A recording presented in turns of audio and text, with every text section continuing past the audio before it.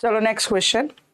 ભારતનો દક્ષિણતમ છેડો ઇન્દિરા પોઈન્ટ કયા વર્ષમાં આવેલા સુનામીમાં જળમગ્ન થઈ ગયો હતો? ચલો ક્લાસમાં કોણ કહેશે કયા વર્ષમાં આવેલી સુનામીમાં જળમગ્ન થઈ ગયું હતું?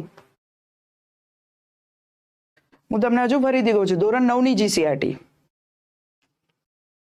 ઓકે, ચલો અહીંયા જોઈએ છે દક્ષિણ ભાગ છે ભારતનો, સાઉથ ઇન્ડિયા કહીએ છીએ. આ ભારતનો જમીનનો એવો ભાગ, આપણે દક્ષિણ ભારત જે છે એ 3 બાજુથી પાણીથી ઘેરાયેલું છે. દક્ષિણ ભારતની એક બાજુ અરબ સાગર છે, નીચે હિન્દ મહાસાગર છે અને પૂર્વમાં છે બંગાળાની ખાડી. હવે એક વ્યાખ્યા ક્લિયર કરી દઈએ.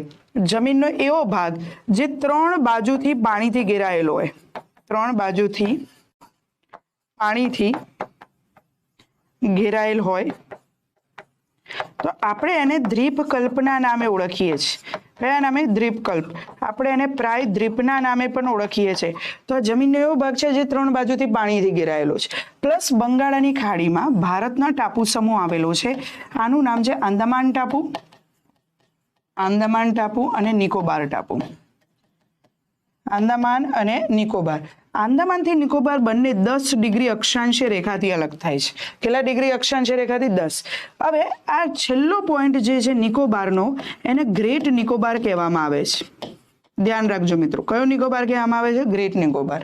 હવે ગ્રેટ નિકોબારનું અહીંયા છેલ્લું પોઈન્ટ જે છે, છેલ્લી જગ્યા છે, એને આપણે ઇન્દિરા પોઈન્ટ કહીએ છીએ. ઇન્દિરા પોઈન્ટ. આ ભારતનું દક્ષિણનું છેલ્લું સ્થળ છે ઇન્દિરા પોઈન્ટ. આ ઇન્દિરા પોઈન્ટને જ આપણે પિગ્મેલિયન પોઈન્ટ પણ કહીએ છીએ. પિગ્મેલિયન. આ ઇન્દિરા પોઈન્ટને આપણે પાર્સન પોઈન્ટ, તમે જીસીઆરટી વાંચો એમાં બધા નામ આપેલા છે, પાર્સન પોઈન્ટ પણ કહીએ છીએ. આને જ આપણે લાહસિંગ પોઈન્ટના નામે પણ ઓળખીએ છીએ.